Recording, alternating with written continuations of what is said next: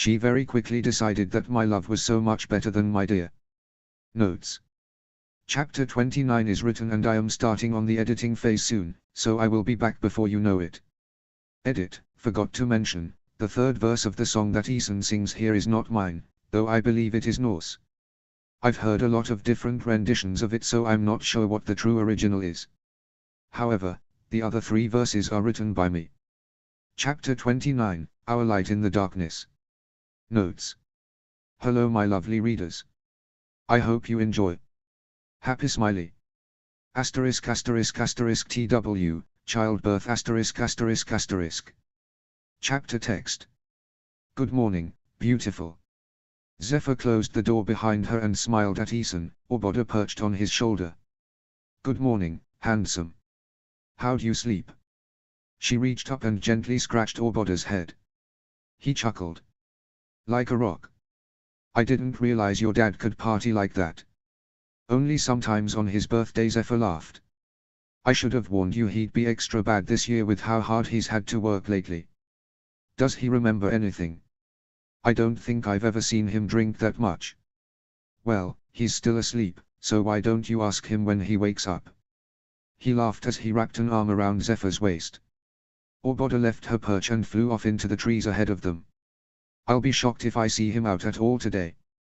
She giggled and leaned into him as they started down the path towards the Great Hall. He better figure it out before dinner. Mom is making his favorite stew today. So are you chief for the day then? Ethan teased. Zephyr smiled and shrugged. I suppose so, co-chief. Oh, I've been demoted. Zephyr took a few quick steps and turned around to look back at Ethan with a wide, teasing smile. I don't know, chief, why don't you get your ass moving and prove me wrong? He smiled mischievously. You're gonna pay for that. He quickened his pace. No, I'm not. Zephyr laughed and started jogging away. Why don't you get your ass moving and prove me wrong? Zephyr giggled as she heard Ethan running behind her, and Orboda flew beside them as they broke through the tree line. Zephyr squealed as Ethan grabbed her at the waist to stop her. He spun her around and threw her up over his shoulder before continuing to saunter towards the Great Hall. Orboda watched curiously from a nearby roof. Zephyr laughed harder, trying to catch her breath. Ethan. I'm sorry, I can't hear you. Ethan, put me down. Good morning, Zephyr. Zephyr saw Garvin moving past them in the opposite direction, looking thoroughly amused as he took in Zephyr's precarious situation. Ethan slowed down his pace. Zephyr blushed but couldn't stop chuckling. Good morning, Garvin. I'll be around to help repair those fishing nets in a little while. He chuckled as he continued on his way. Take your time, we're not going fishing anytime soon. Ethan plopped Zephyr back on her feet, keeping a hand on her until she steadied herself and fell back in step with him. Well, that was fun. He was clearly pleased with himself. You're gonna pay for that, she mocked. He chuckled and shook his head. So outside of repairing fishing nets, what else is on the list for today? He reached out and laced his fingers between Zephyr's, lifting them to his lips to press a gentle kiss to the back of her hand. Well, the sailors are starting to check out the ships, to see if they need any big repairs. That's why Garvin asked me to help with the nets. Great, I can send Osmond and the guys to help. I'm sure they'd love to work with ships again. She tried to ignore the distant crackling of the sea ice and told herself the chill that ran down her spine was from the morning air. They'll appreciate the help. Usually, the slightly warmer weather and the melting of the ice excited the tribe. It was a sign that they had survived another winter, and that the more productive days of summer were getting closer. This year, it only made the realities of what was to come in the next few months more unsettling, and the unknown of how long this conflict would last more terrifying. And yet, through it all, Ethan was still calm as a sleeping dragon, something that Zephyr still had no idea how to interpret. There were plenty of reasons to believe he truly meant to make it back alive. But there was enough doubt that the fear was still very real. But no matter where Ethan's head was, it didn't matter. Zephyr couldn't do a damn thing about it either way. So she just had to do her best to trust the words he told her on Snoggletog night. She had to believe that her love was enough of a reason for him to come home. As if reading her thoughts, he lifted her hand to his lips again. Breakfast first, and then we'll grab the guys and check out the ships. Zephyr smiled and nodded. The rest of the day was thankfully uneventful. Orboda didn't find much of interest in the cove, so she flew off to explore the forest elsewhere. Repairing the fishing nets didn't take long, though they quickly found that the ships would need a decent amount of repairs over the next few weeks, thanks to their overwintering in the cove. Garvin assured her it wasn't much more than any other year, and that the repairs would go much quicker with all the extra hands they found themselves with. They would be ready in time for the thaw. Zephyr didn't find comfort in the assurance that Garvin no doubt expected she would. They took a break for lunch and then wandered the village. Zephyr decided she wanted to check the training grounds, knowing they would be getting a lot of use over the coming weeks. They stopped at the forge first and hauled some of the weapons over to the storage chest on the training grounds, making sure it was well stocked. Orboda found them somewhere along the path and followed. "You were training with your dad before all this happened, weren't you?" Eason asked, gathering a handful of maces off the cart and carrying them over to where she was kneeling on the ground by the storage chest. Zephyr finished stacking up the various axes to her liking to make room for the maces as Orboda perched on the edge of the chest. "Yeah, him and Snotlout. Roughnut was helping for a while, but her teaching style wasn't really working out," she said with a chuckle. Eason chuckled with her. "I can only imagine." He dropped the maces next to her and pulled a piece of rabbit meat from the pouch at his hip that Zephyr had made for him, offering it to Orboda as he kneeled next to Zephyr. "What's your weapon of choice then?" She smiled and picked up the axe on the top of the pile. "I take after my mom. Although I was starting to get the hang of the bows. Of course Dad was happy about that, he really pushed me to practice with those. Though I think he just preferred the idea of me using long-range weapons." Eason nodded. "Can't say I disagree with his logic. Although the idea of you angrily swinging an axe around has its merits," he teased. "Oh, does it?" She chuckled. "What about you? What horrible thoughts should I be imagining while I'm waiting for you to come home?" Eason shook his head and returned the chuckle. "I guess swords. That's what I usually sparred with, at least. I have plenty of experience with axes too, and I can work with a mace well enough." He leaned down and started stacking up the maces. Zephyr bit her lip. How much experience do you actually have with combat?" "Zeph, don't do that to yourself." That wasn't the answer she wanted. "I just..." He sighed and stopped stacking the maces. "Real combat like that? No, not much. I mean, I've broken up countless fights between outcasts, but that's always fists. Maybe deflecting a weapon. But I was still the chief's son. I've trained for combat my whole life. And I had to prove myself, so I worked damn hard at it. The last few years I was undefeated in the sparring ring. I was sparring with everyone on the island, and plenty of those guys really wanted to prove that I wasn't chief material." Zephyr bit her lip. "Dad and Snotlout always tell me that sparring isn't the same as combat." "Yeah, well, you haven't seen outcast sparring," he joked. Zephyr wasn't amused. Eason sighed and reached out to stroke her cheek. "I get that you're worried. But it's not going to change my mind, love." "No, I know. I'm not trying to change your mind. It's just," she sighed. "It's just one of those things I'd been wondering about." "Hey." He gently grabbed her chin between his thumb and first finger, turning her head towards him. "I'm still going to fight like hell. You're all the reason I need. And that may not be much, but I'll keep reminding you." She tried to smile. "It means a lot to me, really. Thank you. I'm just scared." He dropped his hand. "I know. If it makes you feel any better, I am too." She laughed humorlessly. "It does, actually. At least I know you're taking it seriously." "I'm taking it very seriously, Zeph. I'm not stupid, I know what I'm walking into. But that doesn't mean I can walk away from it."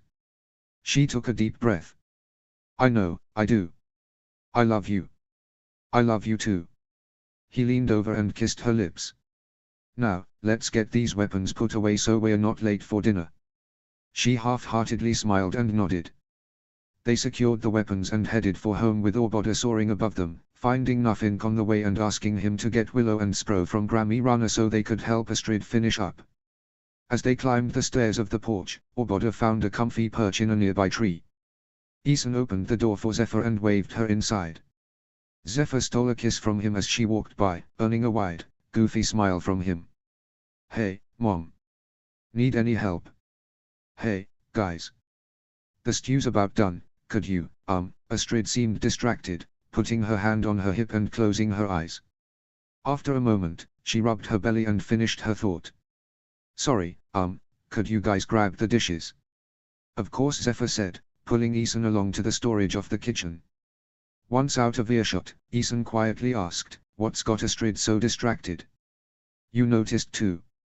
Zephyr asked, gathering bowls and spoons. Ethan nodded as he pulled a stack of cups from the shelves.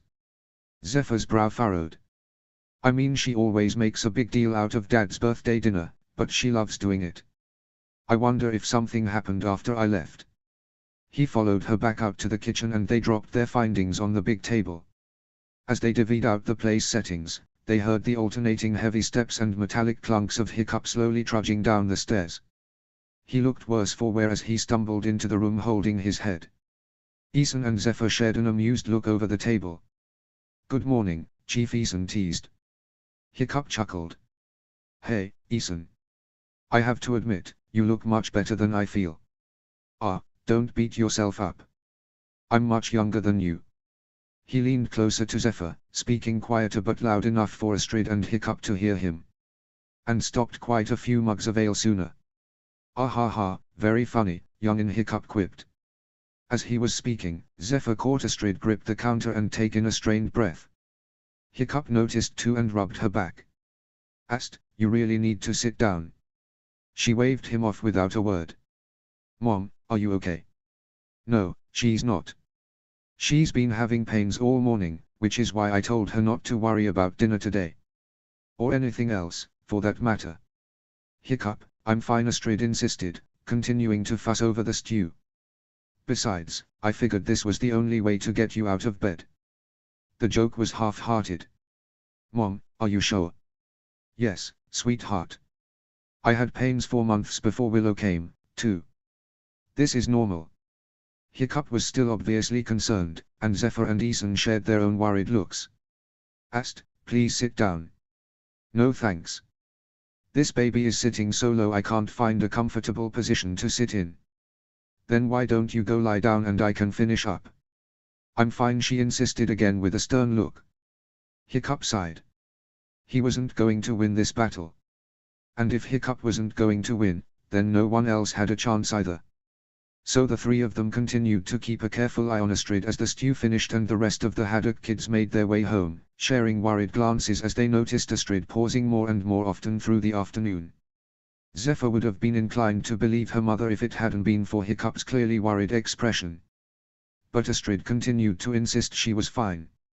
Zephyr grew even more concerned as Astrid very uncomfortably took her seat at the table and let Hiccup serve dinner, something she never did, especially on Hiccup's birthday. She was quiet through the entire meal, and every laugh and smile and nod was tired and occasionally strained. She hardly touched her food, and eventually gave up entirely, telling Hiccup she was going to start cleaning up as everyone else finished. Astrid struggled to stand from her chair, but that was a normal occurrence lately with how large her belly was. What caught Zephyr's attention was what she saw after Astrid picked up her bowl and started walking away from the table. Zephyr gripped Ethan's knee under the table. He looked at her confused, but Zephyr's eyes stayed locked on her mother. She kept her voice as calm and level as she could. Mom. I think you spilled some of your water. Your leggings are a little wet." Astrid looked a little confused herself as she turned around. But then she, Hiccup, Ethan, and Nothing all saw what Zephyr was talking about. Astrid and Hiccup slowly looked up at each other, and simultaneously whispered, "Oh, shit." Ethan cleared his throat. "Hey, Nuff. How fast can you run?" Nothing's eyes were wide as he stared at Astrid. "I dunno, but I think I'm about to break my record." Ethan nodded slowly. Wanna go tell Tough Nut all about it?" Nothing was already standing up. "On it." He was out the door before anyone could say anything else. Spro watched him run out, completely oblivious. "Where's Nuffy going?" No one answered. Ethan seemed to shake himself off. "Hey, Spro, do you want to go find Grammy Runner with me?" "Why are we gonna go find her?" "She's playing hide and seek." Spro looked confused for a split second. "Oh. Okay." Astrid set her bowl on the counter and gripped the side with white knuckles. Zephyr could see Ethan caught the motion as well. "Willow, do you want to come help us?" She giggled. "Yes." "Great, let's go now." Ethan squeezed Zephyr's shoulder as he stood up.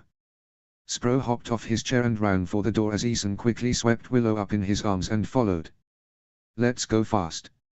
She's been hiding for a while now." His voice was light and playful, but he flashed Zephyr, Hiccup, and Astrid concerned looks. Zephyr mouthed thank you to him, and he nodded and disappeared out the door with the kids. As soon as the door shut, Astrid dropped her head and let out a deep moan. Hiccup jumped to his feet and ran over to her. "Astrid, don't you dare say I told you so," Hiccup haddock. He pursed his lips. "I wasn't going to." "When did your waters break?" "I don't know, I never noticed." Okay, it's alright. I'm just trying to figure out how much time we have." He grabbed her at the waist as she started to sway. "Hiccup, I've had 4 kids, this is going to go really fast." "That's why I'm trying to figure out how much time we have," he muttered in a chillingly serious tone. "Zephyr, put some water in the cauldron over the fire and then go grab as many rags as you can find and put them up in our room." Astrid started to groan again. Hiccup looked up at Zephyr. "Quickly." Zephyr didn't have to be told twice. She had water over the fire in record time and sprinted around the house grabbing every possible piece of fabric she could. About 15 minutes later, she threw them all on her parents' bed and barreled back down the stairs. Unfortunately, Astrid hadn't made it very far. She had a hand on the table and the other clutching her husband's hand, leaning her full weight on them both and breathing hard. Hiccup didn't look up from his wife. "Did you find some?" he asked Zephyr. "Yeah, they're all upstairs." A minute or so later, Astrid's grip loosened slightly on Hiccup's hand. Hiccup's brow furrowed. He knelt down in front of Astrid and moved her hand to his shoulder. "Zephyr, turn your head." She did as she was told, and she could hear the rustling of fabric. A moment later, her mother groaned again. Hiccup's voice grew more panicked. "Change of plans, your mother is not going to make it up the stairs. Grab the rags and put them in front of the fire." Well, that couldn't be good. Zephyr turned and took the stairs 2 at a time without looking back at her parents. She gathered all the cloth up in her arms and ran back down the stairs, throwing half on the floor and the other half on a nearby chair. By the time she made it back to her parents, Astrid was sitting in one of the chairs around the table and Hiccup had stripped her down to just her shirt. "Sorry, Zephyr, but I guess you're old enough now," Hiccup apologized. Zephyr didn't hesitate. "Mom, I'm here, take my hand." Astrid complied without a word, and gripped Hiccup's hand as well. The two carefully lifted Astrid to her feet and began slowly guiding her to the den, pausing multiple times as Astrid breathed through the birthing pains. "Hiccup, burning, it's burning." "I know, Ast, we've got you. Just a few more steps, you're doing great." They barely made it to the pile of cloth on the ground before Astrid doubled over again, seeming like she was fighting against something. "Can you sit down?" Hiccup asked. No, Astrid groaned through gritted teeth, overly focused on her breathing. Hiccup reached out with his prosthetic and pulled the rags under Astrid before kneeling on the ground. "All right, here, take my shoulder again." Zephyr put her arm around her mother's back and braced her feet. "You're okay, Mom, I've got you." Astrid leaned forward on Hiccup's shoulder and Zephyr moved with her, holding her hand tightly and letting Astrid lean against her as well, keeping a tight grip around her waist. Hiccup rolled up his sleeves and pulled up Astrid's shirt, reaching between her legs. "All right, here we go, Ast." Astrid looked worriedly at her husband. "Hiccup." He met her eyes sternly. If he was feeling anything like Zephyr was right now, he was surely screaming inside despite being calm and calculated on the outside. Zephyr hoped she was keeping her composure just as well. Astrid, there's no point waiting, I can already see the head. You're just going to have to trust me, okay? Come on, love, you can do this. Push. Astrid panted as she looked like she was about to argue, but then she closed her eyes tightly as she felt the pain return. Without another word she gave in, dropped her chin to her chest, and screamed through her teeth. That's it, Astrid. Again, push. That's it, keep going, love. One more, Ast, come on. Breathe, and push. There you go, the head's out. Astrid sighed and her body relaxed, leaning more on Zephyr and breathing heavily as Hiccup moved underneath her. All right, Hiccup said in a calm, soothing voice. Just hold on 1 second, you're doing amazing, Ast. Neck. Hiccup, the N. Just breathe, love, I got it. Don't push yet. Astrid took a few more heavy breaths. Is it? Is it around? A little, but it's not tight. Hang on. Okay, the cord's off its neck. Hiccup looked up at Astrid, still cradling the baby's head between her legs. As excited as Zephyr was to finally see one of her siblings' births, she was glad she couldn't actually see much. Are you okay? Astrid nodded. That's my girl. Remember what Tough Nut always says, just breathe through it, right? Take advantage of the break, wait until the pains come back. Astrid nodded again with her eyes closed, taking deep breaths in through her nose and out through pursed lips. Hiccup turned to Zephyr. Are you okay? Zephyr didn't have to fake the smile that crossed her lips. I'm great, Dad. Hiccup smiled back at her. That's my girl. Ast, do you need to kneel down? Astrid didn't open her eyes, but she shook her head. All right, Hiccup cooed, just lean on me and Zephyr, we've got you. A few minutes later, Astrid started to sway again. Hiccup picked up on it faster than Zephyr. Is it coming back? Just a little, Astrid murmured. Okay, wait for a strong one. You're doing great, Ast, so is the baby, just take your time. Astrid gritted her teeth. Hiccup. All right. It's okay, big push, you can do this. Astrid took a few more deep breaths, and a couple screams later, the baby was in Hiccup's arms followed by a splash on the rags.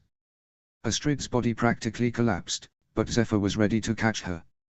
There you go, Astrid. Astrid smiled weakly. Zeph. Help me down. I've got you, Mom, it's okay. Lean on me, that's it, nice and slow. Zephyr helped her mother kneel on the ground and kneeled next to her, wrapped an arm around her shoulders and rested her head against her mother's. Astrid leaned into her, exhausted and sweating. She patted Zephyr's knee. Thanks, baby. You don't have to thank me. She couldn't wipe the proud smile off of her face. But then they both looked at Hiccup and realized the baby in his arms hadn't cried yet. He was staring intensely down at the baby, rubbing its chest. Come on, sweetheart, come on. Astrid lifted her head but couldn't move outside of that. Zephyr held her breath. Astrid grabbed Zephyr's hand and they both squeezed tightly. Come on, Hiccup carefully turned the baby over face down onto his forearm and smacked its back 3 times, then rubbed its back. It's okay, Astrid muttered, but Zephyr wasn't sure who she was talking to. Hiccup smacked the baby's back 2 more times, rubbed it some more. And then finally, it coughed. That's it, baby girl, that's it, he alternated between patting her back and rubbing in big, strong circles. Another cough, a gasp, a cough, and finally a strong cry. All 3 of them sighed in relief. Hiccup looked up at Astrid and Zephyr with a blinding smile, and they all couldn't help but breathlessly laugh. Hiccup righted the baby and secured her in one arm gently to his chest before he moved closer to Astrid, who was untying the top of her shirt. As Hiccup helped Astrid situate the baby against the skin of her chest, Zephyr reached over to the chair and grabbed a few of the clean cloths. Zephyr and Hiccup laid them over Astrid and the baby, and then Zephyr scooted behind her mother so Astrid could lean back on her. As Hiccup leaned over his wife and his newborn, Astrid looked up at him. A girl. Hiccup smiled somehow wider and nodded. A girl.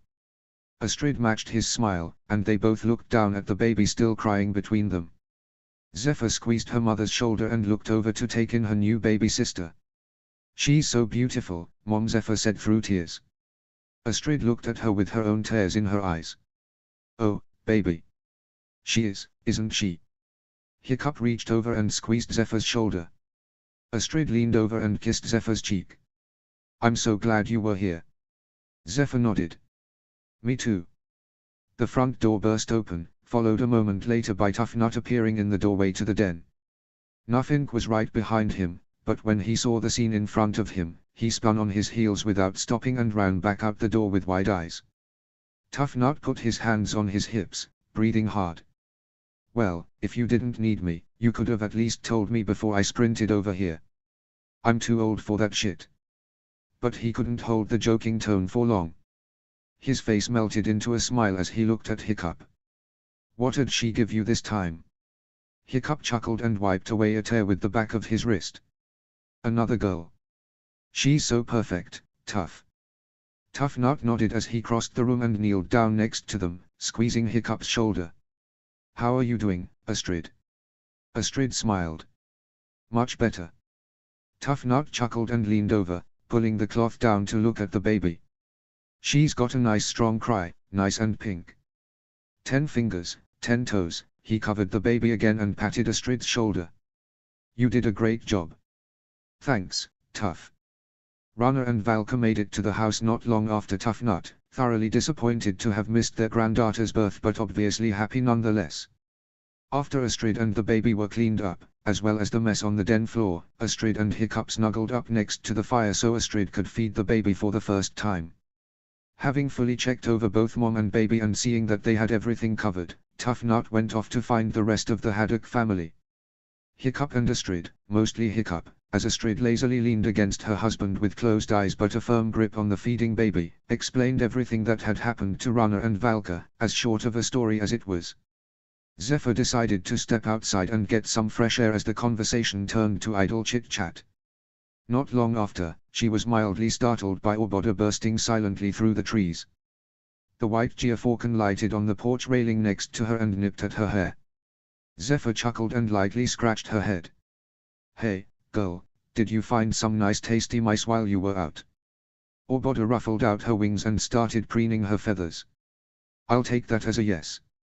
Should I assume Eason is on his way back then? Sure enough, a few minutes later Eason climbed the hill with Willow in his arms, Spro holding his hand, and Nuffink following closely behind. Zephyr smiled. Hey, guys. Did you guys find Grammy Runner? We did. Spro shouted excitedly. She's not a very good hider, it was easy. Zephyr chuckled. Oh really? Did you tell her she's not a very good hider? Well, no, cause I didn't want to hurt her feelings. Zephyr ruffled Spro's hair as they climbed the stairs of the porch. That's very kind of you, Spees. You look happy, Eason said and leaned in for a quick kiss. Did everything go okay? Zephyr smiled again and nodded. Thank Freya, it did. It must have gone pretty quick, we weren't gone long. Zephyr chuckled. You could say that. Tough Nut didn't even make it here in time. Eason's eyes widened. Oops. Zephyr laughed. You can say that again. She looked at her siblings. Do you guys want to meet the baby? Spro and Willow cheered. Nuffink laughed and nodded. All right, remember what we talked about, Eason said in a serious voice, shaking Spro's hand gently to get his attention. We have to be quiet so we don't scare the new baby, right? And what else? We have to be gentle with baby, Spro replied. Cause baby is small. That's right, Eason said with a smile. He set Willow on her feet and ushered them along. Go on with Nuffink, okay? Quietly, go ahead. Nuffink took Spro and Willow's hands as Zephyr opened the door for them and led them inside. Eason turned to Orboda. Good job finding Zephyr, Bodhi. Here you go, girl. He pulled the last piece of rabbit meat from his bag and held it out to Orboda, who happily snatched it and flew off to enjoy her snack in the trees. Zephyr reached out a hand to Eason, but he slipped his arm around her waist instead as they followed. Everyone else is on their way, too. I just figured the kids shouldn't have to wait. You've been busy, Zephyr teased. Eason pursed his lips and raised his eyebrows as he dropped the bag just inside the door. Yeah, well, after we found Runner, we had to find everyone else playing hide and seek too. He smiled at Zephyr, making her giggle. When they turned the corner into the den, Hiccup was gently cradling the baby to his chest with Astrid curled up next to him, head on his shoulder as they both looked adoringly at their newborn. They looked up as the rest of their children entered and smiled. Hey, guys, Hiccup softly greeted them. Do you want to meet your sister? Spro gasped quietly and put his hand over his mouth. Sister? He asked breathlessly. Hiccup nodded, and Astrid sat up straighter so Hiccup could stand with the baby. He kneeled down on the floor and waved them over. Nothing, a seasoned pro at this point much like Zephyr, guided them forward.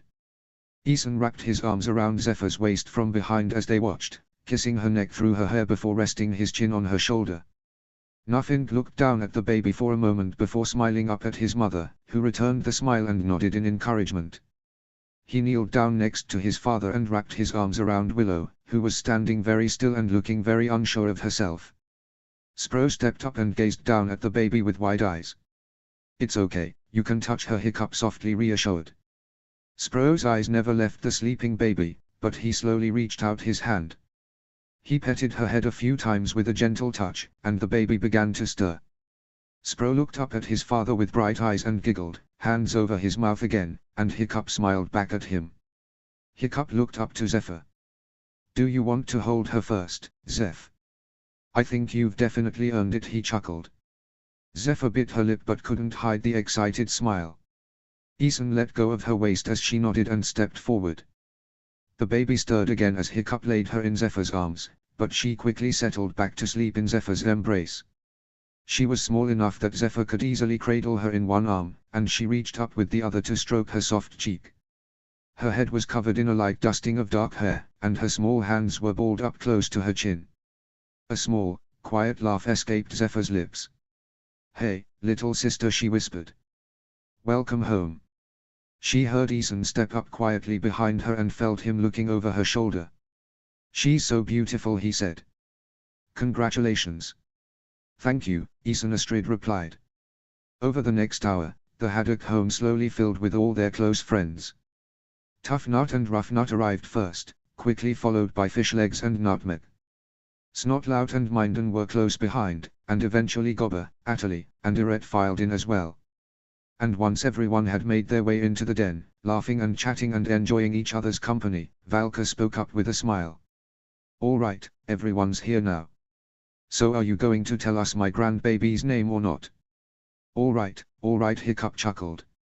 He looked at Astrid, who was holding the baby again. She smiled at him. We're naming her Elena. Hiccup smiled back, stroking his daughter's cheek. Our light in the darkness. The sun had long ago set, and empty bottles of mead were scattered across just about every available surface between plates with only scraps of food left on them. Everyone had slowly left over the last hour or so. Astrid had fed Elena before finally making her way upstairs to sleep before Elena decided she was hungry again. Nothing was outside talking with Tough Nut, Eret, and Fishlegs. Hiccup had just taken Spro and Willow upstairs to put them to bed. Which left Ethan sitting on the couch with Zephyr, who was holding sleeping Elena. You all really don't need any excuse to party, do you? Ethan chuckled. No, we truly don't, Zephyr replied with a smile. She stroked Elena's cheek. But you were a very good excuse, baby girl. Ethan smiled and kissed Zephyr's hair. You know, I'm pretty sure you're the only one who hasn't held her yet, Zephyr mused. That's not true. Willow didn't hold her. Yes she did. Dad held Elena's head while we propped her up in Willow's lap. Ethan laughed. While Willow looked absolutely horrified. Hey, it counts. She really was so offended though, wasn't she? Well sure, she's not the baby anymore. Zephyr snorted. I'm still a baby, according to my dad. Ethan laughed. Fair. That's alright, though, this poor girl has been passed around enough tonight. She looks much more comfy in her sister's arms. Come on, you know you want to, Zephyr teased. Just look at her little face, you can't say no to that. Ethan shook his head but he was still smiling. Zeph, I have never once held a baby before. Really? You're so great with all the kids though. Yeah, kids that can hold their own heads up. Zephyr laughed. Please. Just humor me. I won't let you break her. Ethan rolled his eyes and sighed playfully. He paused for a moment before finally giving in. All right, all right. Fine, let me see her. Zephyr smiled wide and shifted her hold on Elena to set her in Ethan's arms. Careful, she can't hold her head up, remember. I'm going to kick your ass later, Ethan teased. But he held out his arms, cradling Elena's head in one hand and supporting her body with his other arm as he brought her to his chest. His face softened, and one side of his mouth curled up in a small smile. Zephyr, quite pleased with the scene in front of her, rested her chin on his shoulder. His smile slowly fell as his wide eyes pored over the baby's peaceful face. His body was tense, but his touch remained careful and protective. Zephyr caught his thumb softly stroking the side of her head. He let out a shaky breath. Zephyr smiled. You're doing great, she whispered. He let out the quietest chuckle and the corner of his mouth turned up again before he fell back into the same amazed expression, thumb still stroking Elena's head. His eyes welled up with tears. And then he softly whispered, You will be so loved, Elena. He smiled down at her. You have the most incredible family. And they will do anything to make sure you're safe and happy as long as you live. Zephyr's heart swelled. She kissed a tear off of his cheek. It's your family now, too, you know. Ethan looked at her for just a moment before looking back down at Elena. All right. We will do anything to make sure you're safe and happy. He looked back at Zephyr. Better. She smiled. Only if you mean it. He smiled back. With all my heart. Then yes. Much better. She kissed him, lingering on his lips and savoring the moment. Hiccup slowly trudged back down the stairs on tired feet. Zephyr and Ethan smiled at each other and looked up as he turned into the den. He stopped in the doorway and smiled, leaning against the frame. I see all three of my daughters are quite fond of you, then. Ethan chuckled. She really is amazing, Hiccup.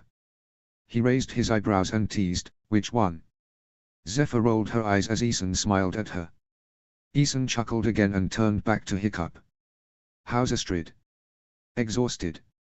Rightfully so, we weren't exactly planning on having a baby for another month. But she's happy. She's already asleep. Good, she needs it. Hiccup nodded slowly. Thank you, by the way, Ethan. For taking care of Spees and Willow, I mean. Oh, it was nothing. Best game of hide-and-seek I've ever played. Did you want Elena back? Hiccup thought for a moment. Nah, she looks pretty comfy. Actually. I wouldn't mind joining Astrid for a little while. Think you two can watch over her? Ethan looked back down at Elena. Go get some rest, Chief. She's safe with us. I know she is. Hiccup nodded in thanks and made his way back up the stairs. Zephyr leaned her head back on Ethan's shoulder. Do you want me to take her back? Hell no, you had your turn.